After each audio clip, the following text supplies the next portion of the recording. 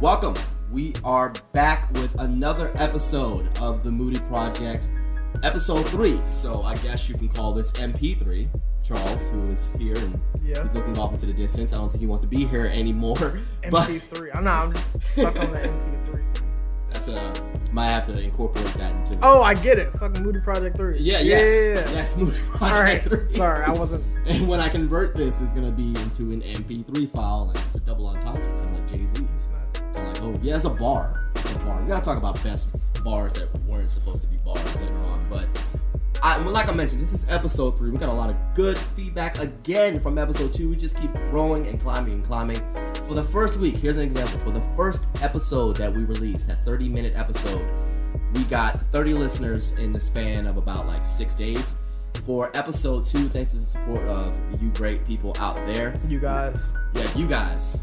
The fam, the fans, the people who are listening and that we badger every day, at work and on the phone. We got 30 listeners in the span of 2 days, and it continues to grow. We are available on SoundCloud and on iTunes right now. So if you want to go look at the archives, you can do that on SoundCloud and iTunes. And at themoodyproject.com/episodes. That's with a lowercase e, as I learned. As I was trying to send a tweet out, it didn't work out. No cap. No cap. Literally no cap. So themoodyproject.com/episodes. That's with a lowercase e. That's what you will find the archives as well. So let's get into our standard format before we get with our topics.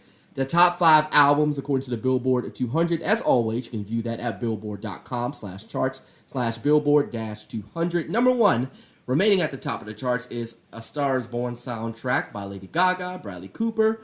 Number 2 is Quavo Honcho by, you guessed it, Quavo. Number 3 is The Carter 5. Continuing its run at the top 5 of the charts by Lil Wayne. Number 4 is Drip Harder by Lil Baby and Gunna, which we talked about last week. And number 5, Ella Mai by Ella Mai. Congrats to all of those artists, especially Quavo, reaching the top 200 in his first solo album, and Ella Mai and her debut album reaching the top 5. Congrats to those two. Top 5 weekend box office results, courtesy of Box Office Mojo. Number 1 is Halloween, the remake of an old classic, raked in $76 million at the box office. Number 2, A Star Is Born, falling from number 1, $19 million.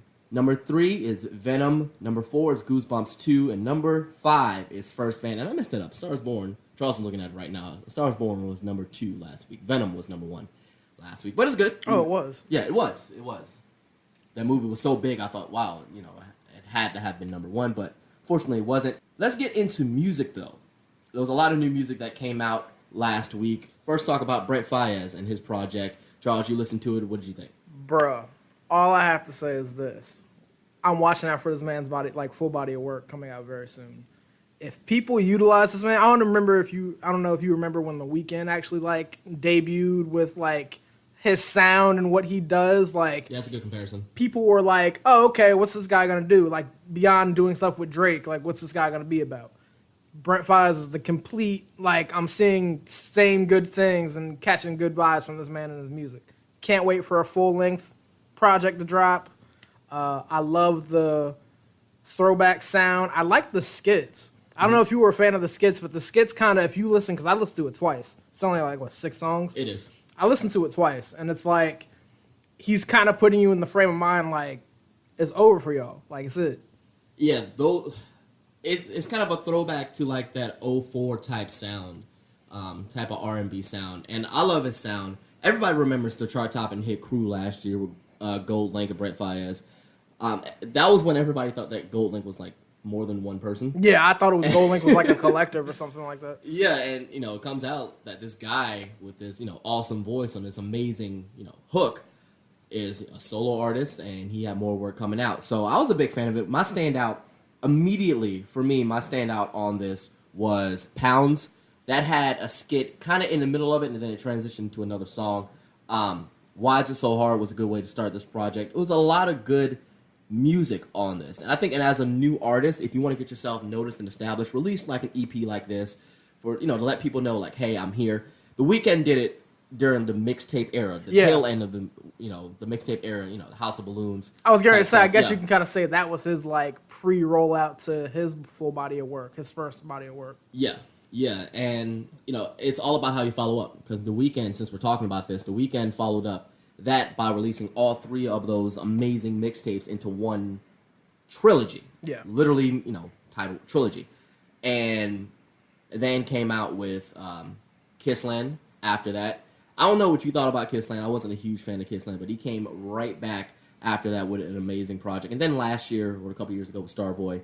So his progression, it's going to be interesting to see how Brent Faiyaz progresses, if he can stay on that trajectory that we know that he can be on. I But love shouts out that to him. 90s sound. Like, the 90s sound that he has. And I wonder if he, like, had somebody in his ear and was like, yo, you sound like some throwback shit right now. Like, you sound really popping over some throwback stuff. Like, I don't know. And I also like the fact that he had like, each song had a musical breakdown.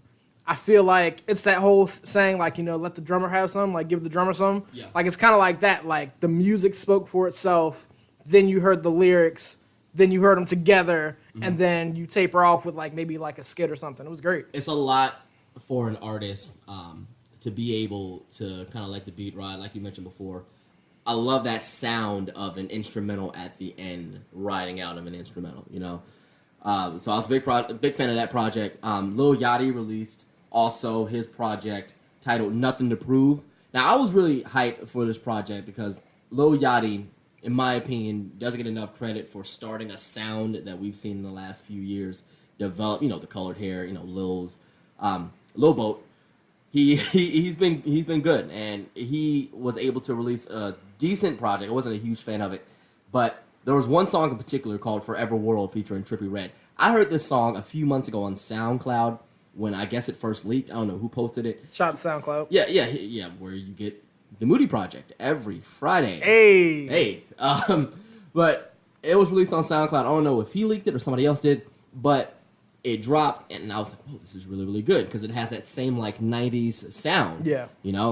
And Trippie sounds really, really good in the chorus. I think the original had Bryson. I'm not sure. You spoke on that earlier. Yeah, I think the original had Bryson, but the album version doesn't, and it has a different verse from Yachty. So it was a good project. I don't know if you had a chance to dive into it the way I did, but if you did, what do you think? I didn't, but initially, and this is one of those truth moments. Initially, and I know you just realized this week, or not realized, but you just found out this week that I'm not the biggest Future fan in the mix. Mm-hmm. I wasn't a Yachty fan. I never really was a Yachty fan. I liked that he could sustain in a world full of hate for his music and for him being like in a childlike mind with all his decisions and this, that, and the third. But hey, man, he's out here. He's doing what I'm trying to do, what everybody loves him for. So it is what it is. Congrats to him on this project. Yeah, congrats to Yachty. And you didn't like One Night? What'd you think of One Night? I don't know. It was too something for me. It was too something.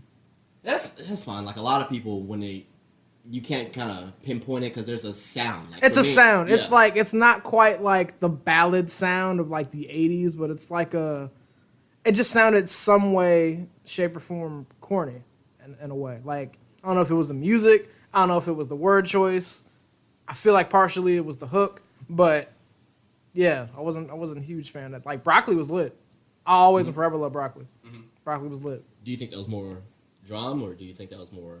I think that was just chemistry in general. Mm-hmm. I feel like the higher you get as an artist and you have to start doing things separate from the people you're trying to make a song with, it makes that, that mesh a lot harder to grasp and make. Like, you can't, that's organic in music. You can't, just like conversation, like if I was home and recorded my version of everything you said in this, like, it wouldn't sound right. Right. And you would not have the feeling of like we're two guys in the same room on the same mic, cough, cough. Just doing the same thing, you know what I mean? Do you think?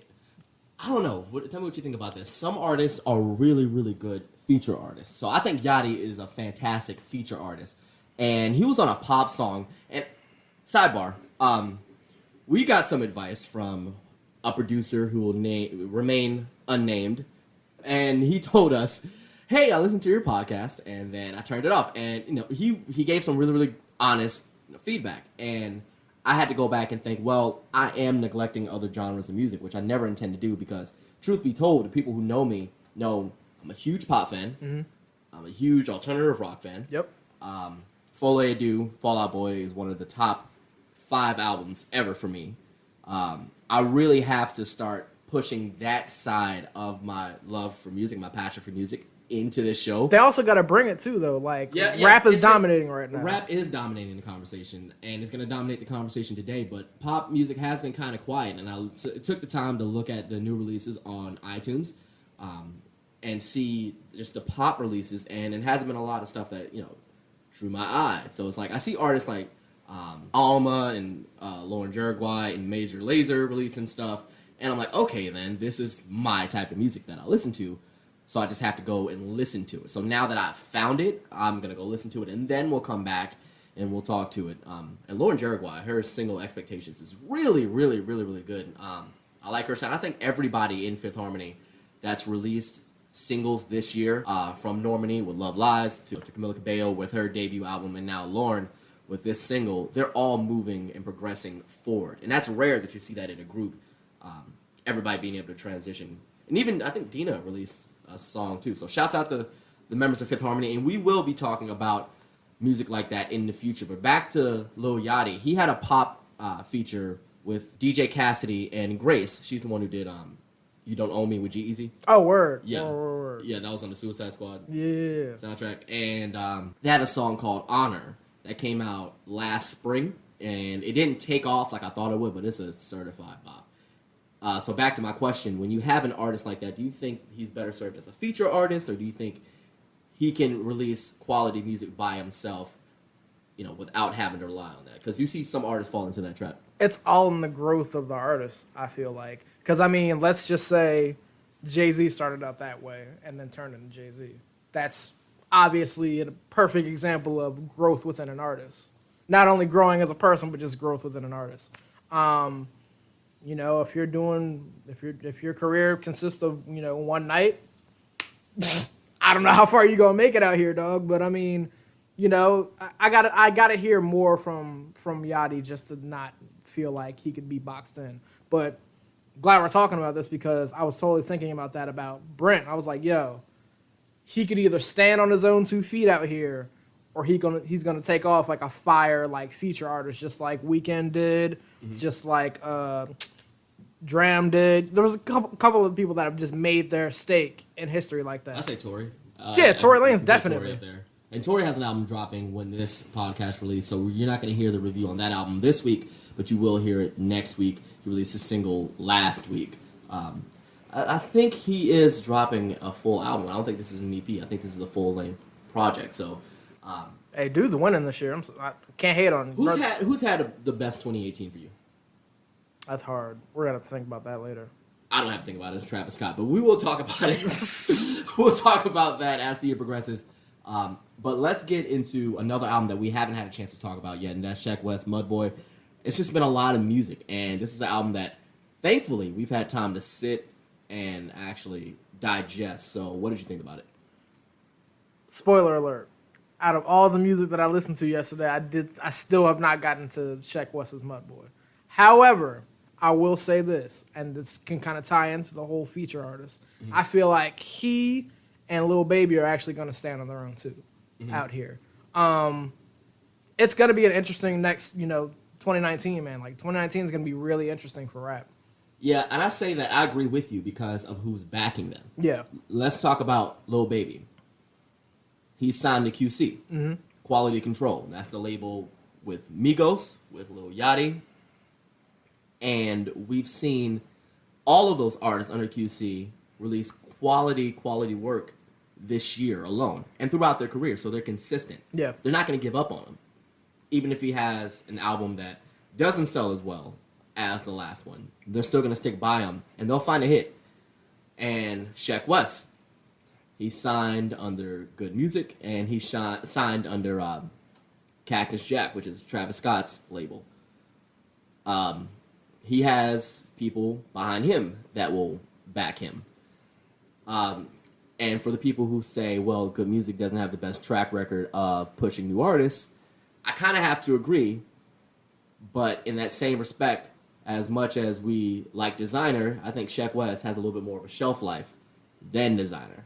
So, and I'm curious to see how Travis is going to be able to push artists because this is a rather new, endeavor that he's in. But I think Sheck West will have the shelf life to maintain and sustain because this is a sound you play right now. You play his hit song right now, Mo Bamba, at any party, and what's going to happen is what you saw at Clemson. Oh, it's probably going to be on GMA again before this year's out. I guarantee it. And just to correct that, it was Finito by Chief Keef that was playing, but I'm pretty sure Mo Bamba would have had the same effect. It probably would have went through the basement and ended up in the dirt if that happened. So that's a song that gets everybody hyped, and it kind of is going to have that effect, kind of like Bodak Yellow did last year. Bodak Yellow was the biggest song in New York, which transitioned into the biggest song in the world.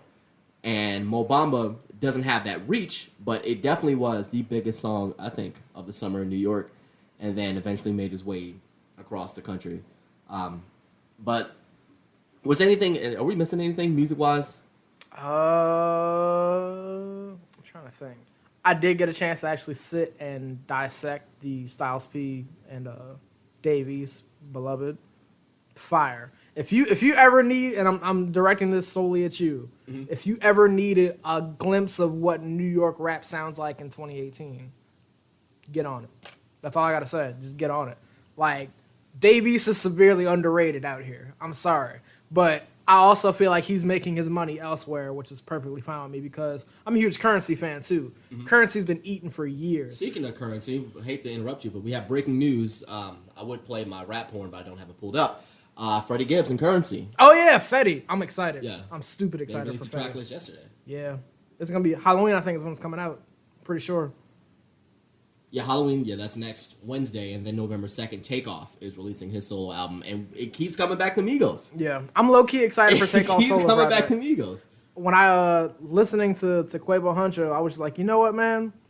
We're gonna have to give each of these boys their just desserts. Like, listen to them for them individually and then try to rope back in collectively. I feel like that's going to rejuvenate their careers.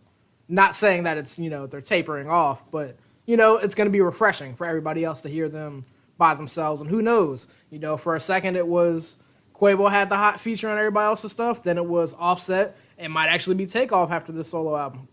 Yeah, we haven't heard Takeoff on a lot of features. No. I think that's surprising. I mean, Offset has been everywhere. Quavo obviously has been everywhere, but Takeoff, you think Takeoff just been like waiting in the wings, like saying, I feel like and I think we've had this conversation before. I feel like when it comes down to the bars, it goes Offset, Takeoff, Quavo. I feel like Quavo gets the pass just because he's probably the coolest out of the three. Offset's, he had the history with the getting booked in Statesboro and sitting, and then, bagging Cardi and wifing Cardi. So, I mean, he's had, I feel like Quavo is the face. Offset's had the back and forth history. So he's had the rise and the fall, that kind of stuff. Mm-hmm. And we're just waiting on Takeoff, man. So basically, Takeoff hasn't had a reason. Exactly. And that's very scary. That's scary. That's scary as an artist to where he's made as much money as he has, but he still doesn't have to actually... Just chilling in the wing, bro. Just chilling. Sidekicking it. Concentrate and make that money. Speaking of making money, now that we're off of hip-hop, let's talk about my favorite topic, Britney Spears. Oh, wow. Yes, I love Britney Spears. It's quite a segue. I'm a huge Britney Spears fan. I went to the Piece of Me tour last year in Las Vegas. How was that for you? It was amazing. Word. I've been to a couple of concerts in my life. One B2K concert and Nick Cannon concert. For the record, he just popped his collar on the B2K. Yes, it was the Scream tour. You know who opened for that tour? Janae Aiko. Wow. That is a little bit of a history fact. Before she was sailing and doing all the cool stuff that she's doing now, she Big Sean. she was open. Yo. But yeah, Oh, God. I mean, that it escalated quickly, right? Yeah. She Oh, was opening for B2K and Oh man. and Nick Cannon. I think Bow Wow was like, I have to pull that up. I have no idea. I gotta ask my sister. I gotta call him. I would call her right now. Dude, but phone her. She may have some language that really. Let me call her. Yeah, just call her. I'm gonna call her. Yeah, this is live. Like, we gotta do this like this. I mean, it's live for us, recorded for y'all, but Oh man. Should I answer or should you answer? I'll answer. You sure? I can't say, hey. This is lit, by the way. Tell her she's not gonna. She's This is not. waiting. Yeah. Let me call her from my phone. She definitely. She probably already has any number from Savannah Block. Well, she hasn't forwarded it, so You know. it's a good sign. You know what? I'm gonna call my mom. And when in doubt, you call your mother. So somebody is going to answer the phone. If my mom doesn't answer the phone, that's gonna be really, really embarrassing because I literally got off the phone with her like 30 minutes before we started recording this. Hey, man. It is what it is. Hello? Hey, so I'm recording the Moody podcast, Moody Project. We're and live. We're live. Charles is here. Say hello to Charles. Hi, Mom. Hi, Charles. Don't put on that voice where you talk to people. Put on the voice where you talk to me. Answer me this question. So, Scream Tour, Stanford, Connecticut, 2004. Wow, he had to dig just for the date. Yeah, that was off rip, by the way. Hello. Uh-huh. Scream Tour, right? You remember that? Okay. Uh-huh. Who was on that show? I know it was B2K, right? It was Nick Cannon. It was B2K, Nick Cannon, Marcus Houston. Marcus Houston. Wow. Janae Aiko. I don't remember. Yes, she opened. Was Mario on that? I feel like Mario was on that. Mario, yes. Mario, too. Who else was on that? Because I feel like I'm naming a lot of names right now where we're looking to see where they are right now. What's that group that Marcus Houston was with at that time? IMX? Yes, they were there. Why was IMX there? Since 04 makes sense. I don't know. I don't know, but they were. No Chris Brown? No, I think Chris Brown was still 13 at the time. Yeah. And I think that was it. All right, I just wanted to make sure I called Stephanie. She didn't answer the phone, but Stephanie's at work. Okay. She doesn't answer the phone. it doesn't matter. She still answers the phone, even if she's at work. She's a terrible, terrible employee. No, I'm kidding. I love her. Thank you. I'll talk to you later. All right. Okay, bye. All right. Alrighty. All right. So, I didn't get a chance to say goodbye, bro. Sorry. This is rude. Charles said bye, Mom. But how did we get on this? We were talking about Britney Spears. Yeah, we're talking about concerts. So I went to the Piece of Me tour last year in Vegas. It was amazing, and she closed out her dates, whether it be the end of the year or early this year. But she's back. She announced the new Domination Las Vegas residency, where she will be raking in an estimated and reported, not confirmed, $500,000 a show. I have a question for you for that. Yes. Do you think, in Rihanna's respected time in the industry, that she will be getting that exact same bag, if not more, per night in Vegas? Yes, Vegas is lucrative for anybody who does shows. So everybody knows that Britney does shows there. Pauly D had shows there at one point in time. Yeah, Pauly D, I think he's still there. He still does like poolside parties there. Word.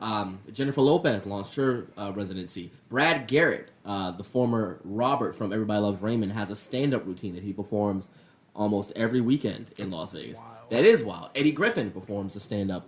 He has a residency in Las Vegas. So any artist or musician, entertainer, Yeah. if you can get a residency in Vegas, you take it because the money. Celine Dion, the originator of the Las Vegas residency. If you can get that residency, that's a lot of money in your pocket. So here's the numbers reported by USA Today. Her run earned $140 million after 4 years and 250 ticketed performances. It ended in December of 2017, so I wasn't off. Last year, she had the highest priced VIP ticket of any performer in Vegas, ticketing at $855 for VIP tickets. For some Britney? Yes, for Britney Spears, who don't discredit the discography. Britney Spears has. Oh, nah, Britney hard, Yeah. I'm just saying. Yeah, like even Justin Timberlake, who may be a bigger commercial star than Britney Spears, discography wise, Britney Spears has the better discography. I don't know, man. Once you go Man in the Woods, we don't got to go any further into that. But once you grow a beard and go out to the woods, and you're not there with Britney no more. He had sorry. a couple of songs on Men in the Woods that weren't bad. He Listen, had a song man. with Chris Stapleton. He had Supplies. For the record, Yeah. the Chris Stapleton song. Say something. You want me to say something? No, that's the song. I was here to say. If they were two rappers, Chris totally ate Justin on his own track. He renegaded Justin. All day. All day. What is another example of that, of a feature outshining the artist on their original song? I was going to say Cruise Remix, but I would have lost my head there for a second. That was lit though, a little bit. The Florida Georgia line when they had Nelly on the remix. Yes. That was a little lit. I ain't Yeah. gonna lie. I don't know. I can't think of any other crossovers like that. Besides like the Jay-Z Linkin Park stuff, but those were more mashups than collaborations. That's an Oh, example. okay, perfect example. Yeah. Limp Bizkit with like Method Man. Ooh. You remember that? Like that Yeah. was a little hard back. I was never expecting that, and that was the hardest collaboration MTV had under their belt at the time. Why do people hate Fred Durst? Uh, He just did it for the nookie. That's all he wanted. I mean, you went there. I didn't. all right, I'm a huge wrestling fan. That's the reason why I'm a fan of Fred Durst. Most of the music that I was exposed to in the early 2000s came from wrestling programs. So Kid Rock, American Badass, Theory of a Dead Man, I think Mute Math, even Hailstorm recently. A lot of the music that I've been exposed to that I never would have been exposed to before, I was exposed to from wrestling. So Limp Bizkit, he did the Undertaker's theme song. Oh, word. I Rollin'. never knew that. Remember oh, Rollin'? yeah, Rolling. Yeah. So the Undertaker will come out on a bike. Okay, so the And- Rolling remix was fire. Yeah. With DMX, Yep. Red and Meth. Mm-hmm. Yeah, that was lit. Mm-hmm. That was lit. Yep. So yeah, he would come down and Limp Bizkit performed that song at a WrestleMania. At WrestleMania 19 at Safeco Field in Seattle, Washington. He performed that for the Undertaker's entrance. Damn. And he had the dancers and everything. He also performed the song Crack Addict, which was the theme song for WrestleMania 19. You know what I just thought about? What's that? Why didn't they use Limp Bizkit in any of the Fast and Furious franchise? Like, ever. They go together like The Matrix and EDM. That would have been perfect. That would have been perfect. Uh-huh. Wow. Somebody dropped the ball somewhere on I'd that. say like the first three Fast and the Furious movies, like Fast and Furious 4 through like 7, they've had that Miami vibe. Yeah. You know, but yeah, shouts out to Britney for another successful move. She's been making big moves. She's making her big comeback. I'm just a huge Britney Spears fan, and if I ever get a chance to go back to Las Vegas, I will be paying top dollar prices to go see her domination. You paying I'm that not- VIP 855? I'm not paying rent, but I am paying. I'm not gonna lie. I paid like $130 for a ticket last year. It's not bad. That's like row D. Yeah, it was good. It was good seats. Word. It was good seats. And her show is really good. So for those who've never been to a Britney Spears concert, it consists of her flying through the air, snow falling, her standing on a huge ass tree. What kind of snow falling? It is Vegas. Yeah, it's regular snow, just like That's ice. It's ass. ice snow. Yes, yes. We don't want any Chad Kelly situations. Hey, here. I had to ask, bro. My bad. I had to ask. Yes, regular snow falling, and we also had. Did I mention the fire? No, you didn't. One point the stage was on fire. We had little people and strong men for her circus routine. She brings a whole lot of crowd participation. We also had a giant ass screen with will.i.am's face on it. That's weird. Yeah, because they had the song "Scream and Shout." So while she's performing that song, will.i.am obviously isn't there, but she also has special guests. Like occasionally he'll show up, and Tinashe would show up, and Tinashe and Britney Spears. you've never heard Slumber Party? Probably. You're gonna watch that video and then you're gonna text me immediately and be like, bro. Like just one word, bro. That's Just bro. This bro. That song is awesome. But- Question for you. Yes. If you ever, so you go back to Vegas. Yes. You catch Britney in show. Mm-hmm. Let's just say you're able to afford the 855 VIP. Yes. What if that includes a meet and greet? Are you gonna fanboy introduce yourself and meet her, or are you going to news you like It depends on how intoxicated I am. how intoxicated were you at the first Britney show? Not very intoxicated. For a Britney show? Yeah. I'd have been lit. Yeah, because I just gotten a tattoo. I didn't feel like getting drunk and also being in pain because I know that's a bad combination. Nah, I'd been lit. Yeah, you weren't with us. So me and Kevin, we were downtown at Savannah. I think we were at Social. Shout out to Social Club. Shout out to Social Club. Their drinks are awesome. But we were at Social. It was just like a typical Saturday night.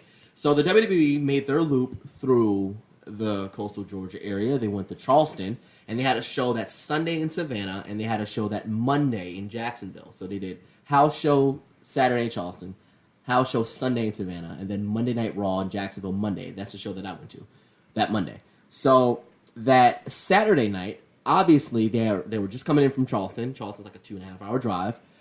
And we're walking out of Social, me, Kevin, and a couple other friends. We're walking out, and I see like this big dude with like dreadlocks. I'm like, who is that? And I'm not really drunk, like I'm a little bit intoxicated.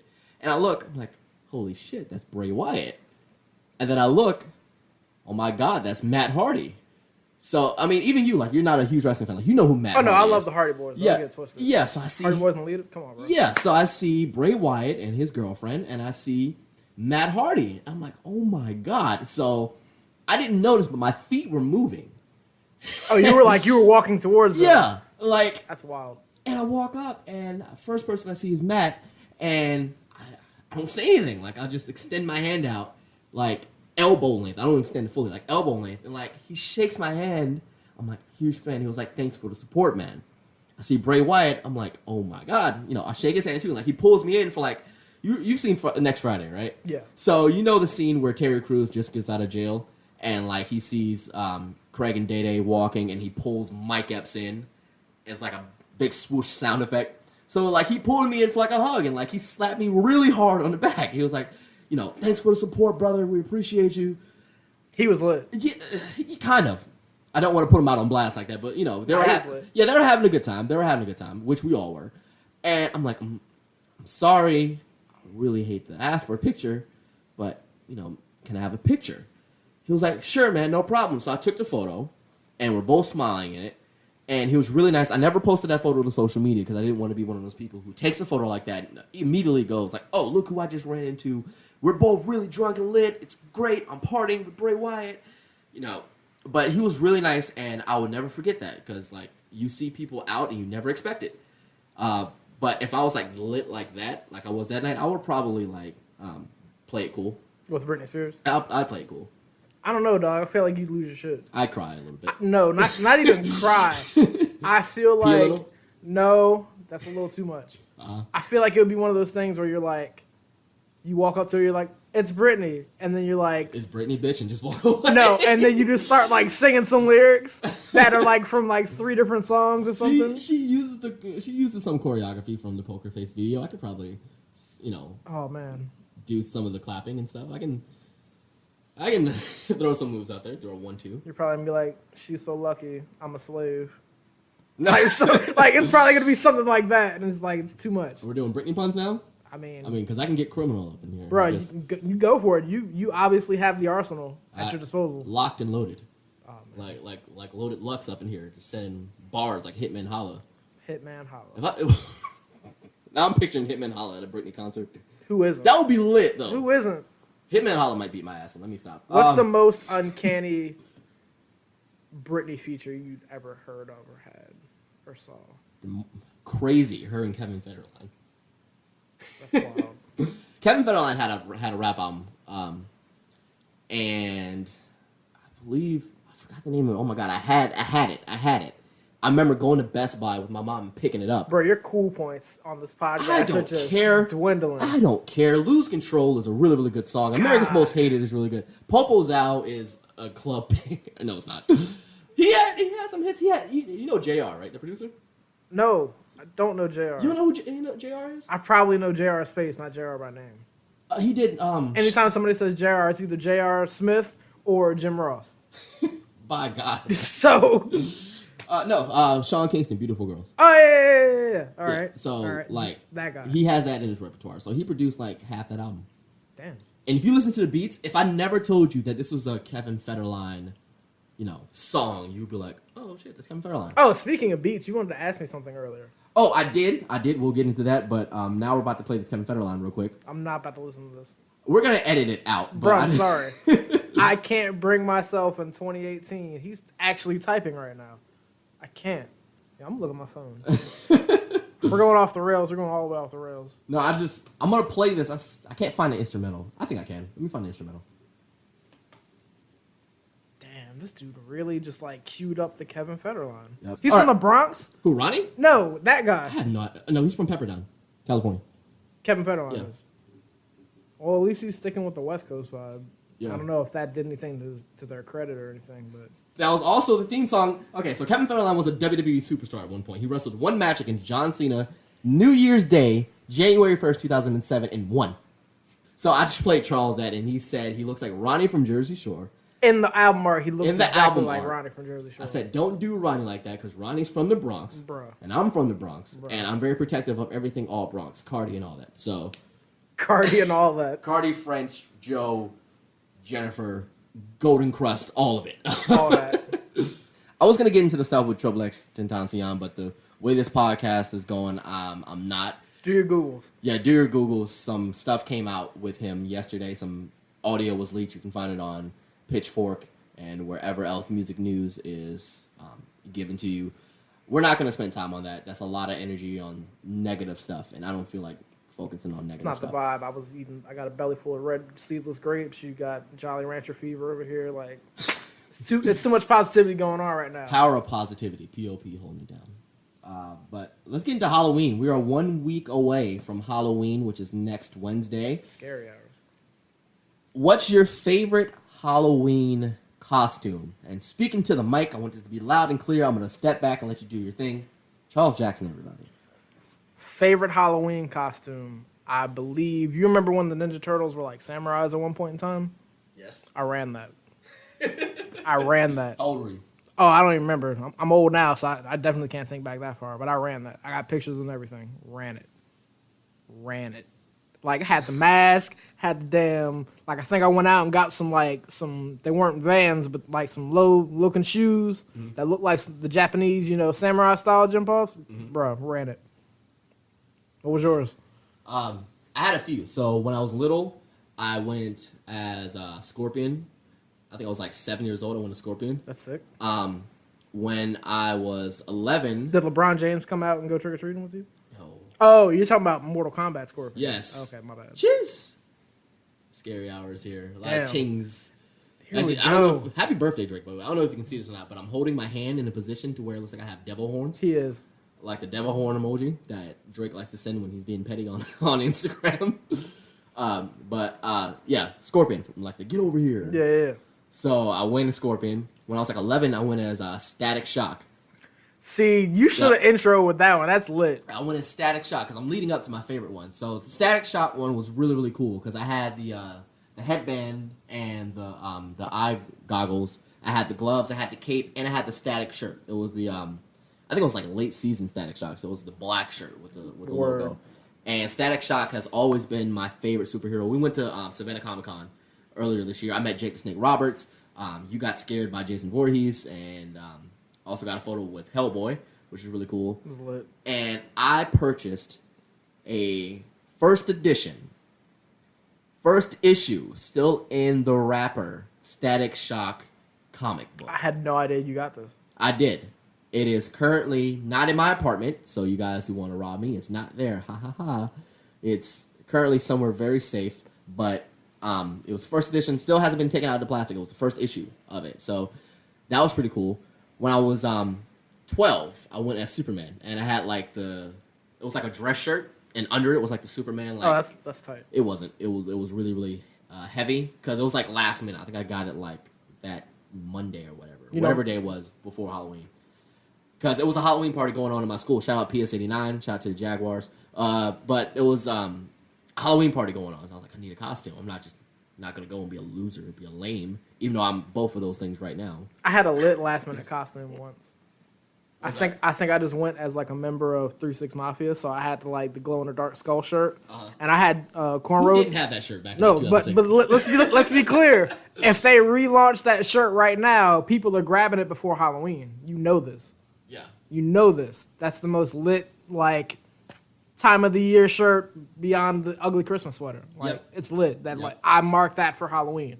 But I had that and I had cornrows at the time, so I just got me a little bandana Nice. and a little pimp chalice from somewhere. I think it was like Hot Topic or something, and went from there. It's not bad. When I was 13, since we're talking about hair, when I was 13, I went as my favorite wrestler at the time, CM Punk. And CM Punk at the time had slick black hair. Of course, he had a bunch of tattoos. I hadn't had any piercings yet, but he had a lip piercing. So I got an earring, one of those hoop earrings, small ones, and I put it in my lip, which hurt like hell. Pull a Lil Wayne. Yeah. I had my mom draw tattoos on me. I wrapped my fist up. I put my CM Punk shirt on, put an elbow pad, and I permed my hair so it was slick back. Bro, your mom was the realest. Yeah. Yeah. What other parent can you call for a phoner on a podcast? Yeah, like to recreate and reimagine Scream. my mom Like doesn't the remember Scream tour. talking to me yesterday, but she remembers who the hell headlined that tour back in Connecticut in 2003 or 4. Oh man, If you Real guys one. remember that tour, let me know too. So I want photos. All I want for Christmas, real quick. All I want for Christmas is a Lady Gaga and Red One collab. He was a producer with Just Dance. A word. Yeah. I feel like she's gonna do another holiday album with like a Michael Bublé or like a. Oh, he's retiring. Did you know that? Yeah, I did. His kid's got like heart issues or something like that. Yeah. Yeah. Yeah. Prayers out to Michael Bublé, and prayers out to Joe Anawai, aka Roman Reigns, WWE superstar, having to relinquish his Universal Championship due to the resurfacing of his leukemia. He had leukemia when he was 22 years old, and now 11 years later, it has returned. Prayers out to him, and prayers out to everyone who's suffering from that just terrible, terrible disease. And we hope to see Roman back soon, and we hope that all the WWE is able to move forward in his absence. We saw a lot of people from Todd Gurley to Georgia Tech to Bleacher Report and ESPN reporting on it and wishing him well. So we just hope that he's okay. When you get news like that, I think everybody has had somebody who's been affected by cancer, Yeah. and it's really heartbreaking to see somebody go through that you know and love. So I just hope that his family is there by his side. I hope that his wife is able to be strong through this, and I know that he will be strong through this because he's beat it once, and I have no doubt in my mind that he'll be able to Superman punch this one as well. So prayers out to Roman Reigns. We hope that you will get well soon. But you were talking about Christmas albums and Gaga with a Christmas album. Yeah. It's probably gonna happen. You know what was lit back in the day though? Like the R&B like Christmas albums. Like the Boys to Men. Dude, like the best one out there besides NSYNC's. And that's me outing my other side of music right here, right now. NSYNC was the shit back in the day. I still think Justin Bieber has the most underrated Christmas album of all time. Never heard it. You need to, because it has Boys to Men on it. Word. It has Boys to Men, Busta Rhymes, Mariah Carey. She also had the best, like... She had a Christmas song. Let's get that straight. Unpopular opinion. She had one song on a good album. She didn't have a classic album. She had a classic song on a good album. This man just got spicy over Christmas. I did. You will not besmirch the good name of Old Jolly Saint Nick. But Who do you think has top 5 Christmas albums ever? Well, NSYNC is number 1. Really? NSYNC is number 1 Christmas album. I feel like Frank Sinatra has number 1. Don't do that. Don't Why throw not? Frank Sinatra in my Why face. not? You went fucking... You spent a whole, like, 20 goddamn minutes on Britney Spears' ass. No, I love Frank Sinatra. I mean, old Blue Eyes. But, I mean, I didn't know we were getting, obviously. Set of all time, bro. Of all, yeah, obviously. I mean, Nat King Cole, The Temptations. Okay. Temptations. Yeah. Damn. Yep. This is threw that one on you. We Sia got- had a really good one last year. We got to do a throwback, like, an ode to throwbacks. Cast. Yep. It's got to happen. It's gonna happen. We're gonna do that. We have to do our end of the year stuff that everybody does. It's so cliche, but we're gonna do it anyway because we're clout chasers. I use quotations, clout chasers. But let's get back to the topic. We've done a good job of staying on topic. Have we? I think so. I don't know. We'll let the listeners decide. I don't know. I really feel like this one is, like, Off the rails a little bit. off the rails all the way. We're in the grass. Well, this is what people call experience, I guess. Like we're getting more comfortable recording in front of this microphone, and I think it's really resonating through that, and I think it's working. I mean, I'm drunk, so I don't know what your excuse is. I'm tired. I've been up since like 1:30 in the morning. I woke up at 1:30, ate Frosted Flakes, and played 2K, and then went to work. I wish I could play 2K before going to work. I would never leave. I'd call out on the spot. Well, I'll leave 3 minutes. I would call out as the thing's loading my park. I would, hey man, I can't do it. I like it. We got a chance to talk about important stuff today, but I digress because I can't divulge into that. But what I do is very important. I have a lot of pride, gosh darn it, in reporting the news to Savannah. And I'm getting better at it too. I think I'm getting really, really good at it. I've had people come up and say, "Hey, we like you on TV," so that's always a plus. It's definitely a far cry from getting booed in Hattiesburg like I was a few years ago. Literally booed. Like I was at a stoplight and this guy was walking across the street. I was in downtown Hattiesburg near the Singer Theater, The guy walked across the street, stopped in the middle of the street. He was like, "Hey, you Steve Moody?" He was like, "Yeah." No, he was saw the like, guard. Boo! I wish it was that funny, but no, he saw the guard. He stopped, put the thumbs down first, and then just yelled, "Boo!" Yo, and you then know kept the hate is walking. real if somebody thumbs down you off rip. Like, off rip. And he had his friends with him. Like, they weren't smiling and laughing. Like, they just thought that shit was just... They probably don't have teeth and or had dip in their mouth. No, these guys were like, they worked at a bank. Like, I knew they worked at a bank because they were walking across the street to said bank. I was like, come on, man. We're both in suits and ties. Don't boo me. Like, I didn't just get tackled, at the 10-yard line. This Like, dude's no. Oh, shit. Halloween costume. So my favorite Halloween costume was a Halloween party that happened last year. Shouts out, first of all, to Nikolai, Ashley, Taylor, JT, Jonathan, Alyssa. Who else was at the party? I think Corey was at that party. Shout out to all of you I don't know. Shout out to... You're some real ones. Yes. Shout out to La Familia. Much love to all of you out there. We had a party last year. It was lit. It was an awesome party. I went as Prince. So I went to 2 different stores. I think I went to Spirit Halloween, and I think I went to... We didn't have a Party City. Wait, it was this Party Store. Is this the one where you went as Prince and ended up as Rick James? Yeah, yes. that's fire. Yeah, so I went and I got the wig. I got the jacket. The jacket was separate. It was like a Dracula jacket. I got the wig, which is like a standard perm wig. Not perm, like a curly hair wig. I got a blouse, which was a Dracula blouse. No, it wasn't. It was a Dracula blouse. I got that, and I got makeup from the dollar store, like $1 eyeliner, which almost gave me pink eye.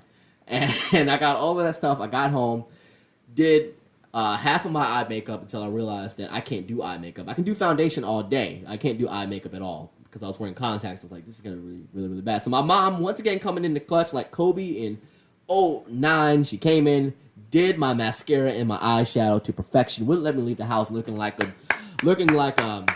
She snapped. looking like I didn't belong. I look great, man. That costume was amazing. I walked out. I had my best pair of skinny jeans and boots on. It was good. I got to the party. My friends Nikolai and Ashley, they were dressed like Chris Pratt and Aubrey Plaza from That's from wild. Parks and Rec. That's wild. Yeah, it was a really, really, really, really cool costume. But it wasn't them. You remember when they went to their own costume party in the show?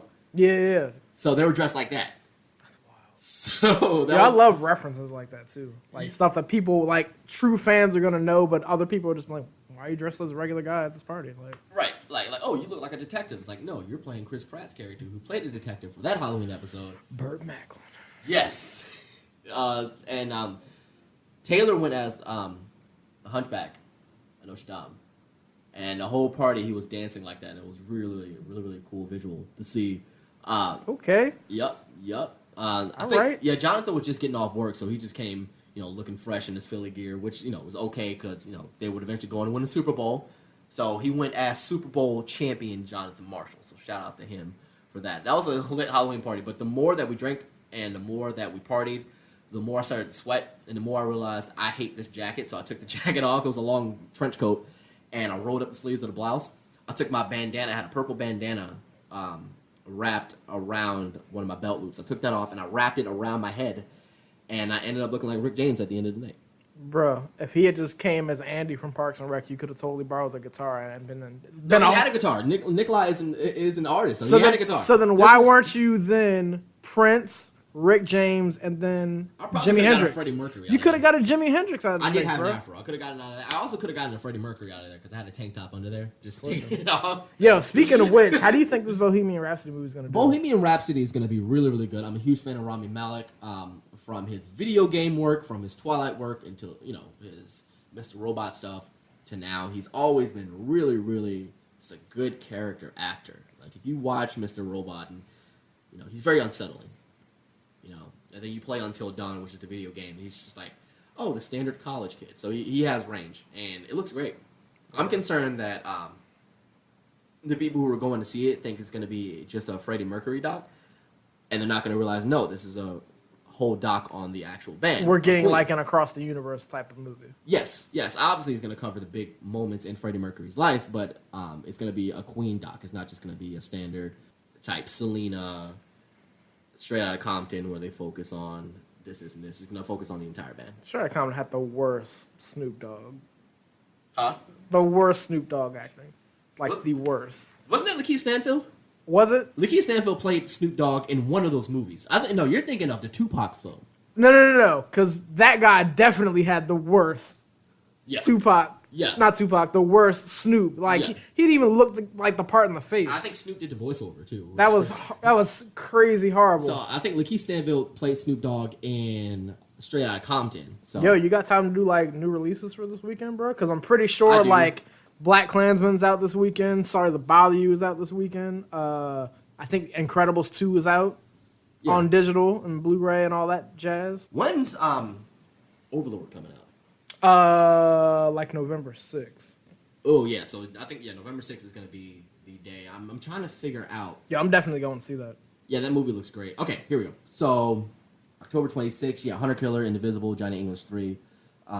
But next weekend, that's when Bohemian Rhapsody comes out. And then November 6th, November 9th. It comes out November 9th. So November 9th is when like the big releases come out. That's The Grinch. That's Girl in the Spider's Web, which Lakeith Stanfield was in. And Overlord, which is the film that we're both excited for, that you saw the trailer. And that's, I think, produced by J.J. Abrams. Yeah, and the guy that plays Fitz from Agents of S.H.I.E.L.D. is going to be in it. Mm-hmm. He actually plays one of the soldiers, I believe. Mm-hmm. Yep. And then November 21st, we're going to have Creed, Green Book, Wreck-It Ralph 2, Ralph Breaks the Internet, and Robin Hood. I think there's like 80 Robin Hood movies in production. Best right one's now. Men in Tights. The best one is Men in Tights. I mean, yeah, obviously. The funniest shit I've ever seen in my entire life. I mean, yeah, like you can't knock the classics, you know? Can't knock the classics. And Speaking Dave of classics- Chappelle was in that. Yes, Yo, it was like, oh man. Chappelle's been around, bro. he has. Have you seen Spice World? Yeah. He's in Spice World? No. I was about to say, That's when I shit. asked if you've seen Spice World. Yeah, I man. like Spice World. So, all right. So, funny story. My mom used to work at Comcast super back in the day. When Spice World came out, your boy had a copy on tape before it even hit theater. I had the Spice Girls video game. Okay. I didn't have. Okay, let me So correct that. this is where the podcast ends. Thank you guys for joining us. We'll get you your NBA highlights and all that shit later. You can go ahead and cut that. I'm not admission anymore. None of this. You're not getting any more out of me. I'm good. I'm told too many too many stories today. I'm good. All right, I have siblings, and one of them happens to be a girl, and my sister had the Spice Girls video game. You better clear the shit up. Which was available on PlayStation, and basically it was a dance game. And I'm looking at it right now, and it was called Spice World, and the nostalgia of it. I thought it said Spice World Gunplay. That's the littest remix I've ever heard of anything happening right now. What? Gunplay on a Spice Girl song. Bible on the Dash featuring Posh's Party. Holiday season, you excited? A little bit. I don't know if I'm more excited for this paycheck, which realistically I am more excited for the paycheck, or just because it's that time of year. I mean, I love that time of year, but listen, it's much different. Kids, if you're listening to this, enjoy it now, because when you're an adult and you have bills, those shits don't stop over the holidays. You could have all the money in the world Thanksgiving, but as soon as Black Friday comes around, you're broke as hell, and you can't buy a goddamn thing, and it's embarrassing. I've kept up a facade as a Santa type figure, where every year I try to get something for everybody, even if it's like cheap or like something I got at Walmart. I still try to make the effort, but I've never been the type to like ask for stuff. If I gotten it, then yeah, obviously. But Yo, this game is totally biting on Parappa the Rapper right now too. I think that's the appeal. We're watching the video from the Spice World video game on YouTube. I just wanted that nostalgia factor of it, and basically what happens is like these little squares and stuff like that. That's where you need to be, and you would press a button, and your character, whoever Spice Girls you pick, would dance along to it. So it was a completely licensed game that came out. I wonder if that will be available when the PlayStation Classic comes out. God, I hope not. Because if they give them that, then they have to give you like the Mary Kate and Ashley shit. Like you have to have all those games. It's fair. Where the hell are they at? Are they still alive? Who? Mary Kate and Ashley. Yes. So not a lot of people know that. I mean, I guess people know, but Elizabeth Olsen, who played Scarlet Witch in the Avengers film, she's the sister of Mary Kate and Ashley Olsen, which. Now that I mention that, people who are listening are thinking, "Oh shit, she does look like them," and it's uncanny. The resemblance is uncanny. But if you didn't know that, then I guess you just never had anything to reference it to. But Mary Kate and Ashley Olsen, they've built a huge fashion empire since their time away from leaving acting, and they've racked up quite a fortune. So they're business owners, they're fashion moguls, and they're highly successful people who've done it while staying out of the limelight. So, round of applause to them for doing that. And Clapping so hard right now. Yep. When somebody says they're clapping but they're not clapping, it just sounds weird. I mean, I'm actually clapping. In my head, I'm clapping. Oh. I don't know. I'm stuck watching this Spice World shit. This is great. Bruh, realistically speaking, I would have sued the entire shit out of the company that made me look like how they look. Look at her. Look at Sporty Spice. The only one that looks remotely the same is Ginger Spice. Yeah, I'm excited for the holidays. I'm really excited for the holidays. I cannot wait to pull out my Christmas playlist. I get like super emotional. I'm one of those people who like listens to Christmas music when Christmas comes around and like get goosebumps as I'm driving around. I haven't experienced Christmas in Savannah yet, but after 10 years of experiencing Christmas in Mississippi, I think I am prepared. It's alright. It's a little lit. I mean, you got like Starbucks doing praline shit for us because this region and whatnot, and I don't know. I just feel like I've never been like the Christmassy kind of like, oh my god, it's Christmas. Like I've never been that person. Like I don't really like singing Christmas songs or like I do. Nah, like I'm good on that.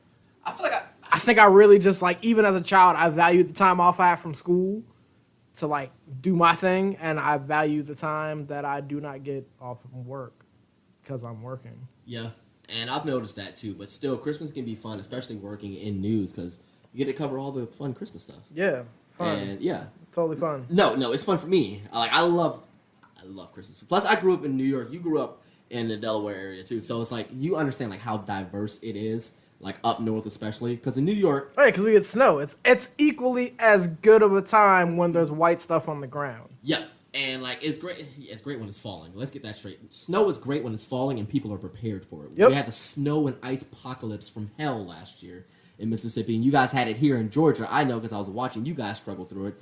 And when you aren't prepared for ice and snow, it can really suck. Oh damn that! I almost listen. We're not gonna get into all the shenanigans I got into. But I totally had somebody drive past and say F her in the P during my live shot of the snow falling. And that was the most lit thing I've ever had happen to me during a live shot. That's a bad idea. People who are listening, don't do that. Yeah, don't do that. That's We really don't condone. You can I feel like you can get in trouble for that somewhere. Yes. And like the whole thing, we're running out of time, but that whole thing happened from a viral video from a comedy skit. Wrap it up, B. I'm just kidding. Nobody, thank you, get the wrap it up button. Nobody has ever yelled that at a newscaster before that viral video came out. That viral video was from a comedy skit. You know what else grinds my gears? When I'm out there doing a live shot. And you honk your horn? Yes, and I'm doing a stand-up, and like people honk their horn. And we have a photographer. I was doing a live shot in South Carolina. He was like, Steven, think about it like this. Maybe it's an admiration. Maybe they're not trying to distract you or be a bother, but maybe they're saying, oh, we're fans. Really? Because all I can think about is, look at me. Right. That's all I can think about. That's all they do. But no, we appreciate all the support just as journalists out here. It's a very, very toxic time to, hold a camera and toxic time to hold a microphone. So much scrutiny, and I'm not going to turn this into a woe's me type thing, but if you see a journalist out there, just doing their job, walk up to them, say thank you, give them a wave, give them a nod. We have normal lives just like you. The journalists that you see in your local beats don't go home to $400,000 condos. We don't drive off in $250,000 Lamborghinis. The majority of us are eating ramen from like 9 o'clock in the morning or 9 o'clock at night. The majority of us are food prepping, but really we're just eating leftovers for 3 days straight. So, that's kind of a joke. It's not really a joke. It's not really a joke, No, though. no. It's real out here. It's real out here for a lot of people because, most of us, this is their first job out of college. This is my second reporting job that I've gotten out of college, and I'm very thankful for the opportunities that I've been given, but, it's not, just racks for everybody. So if you see a journalist, tell them, hey, thank you. You're doing a great job. You're doing a great job. Even if you don't think they're doing a great job, you never know how much it means to us just to see you wave or say hello and say thanks. So on that note, we're going to close out this podcast. We beat our record of episode 2 in 4 minutes. Nice. So I think this is a good time, even time, to put this out. Once again, you can follow me on Twitter at StephenMoodyTV. You can follow the Moody Project on Twitter at The Moody Project. Questions, comments, concerns, shout outs, disses, I don't care. Email us. Input. Email us at themoodyprojecttv@gmail.com. To view or listen to this episode and listen to the episode in weeks past, go to themoodyproject.com and click on episodes. You can catch Charles at soundcloud.com/sounds like nice, or Instagram conscious_nice, or the Twitter at sounds like nice, or in these streets at hey, what up, C? And yeah, you can find me downtown in my Yankee hat with a hoodie on, looking sad for no reason. And in a few weeks, we're gonna have something big coming. We're gonna have some interviews coming. I mentioned a certain producer and a certain game show host winner too. That'll be a cool interview to have. He's always lively. He's always gonna bring the energy. So we'll hopefully bring that to you later on. But for now, once again, the Moody Project. We love you guys. Thank you for listening. Hopefully, we'll be able to do 50, 100. We're growing. We're modest, but we're here. If you guys have friends, let them know. If you guys have Facebook, Twitter, tweet out hashtag the Moody Project and tweet out at the Moody Project. We just really want people to listen, grow our fan base, so we know what you guys want. So I'm gonna let that go right there. Let that rock. You guys enjoy Halloween. We'll be back next week with stories, album reviews, and more. Joining me is C Nice, aka Charles Jackson. Yeah. I am Stephen Moody. Thank you guys for joining.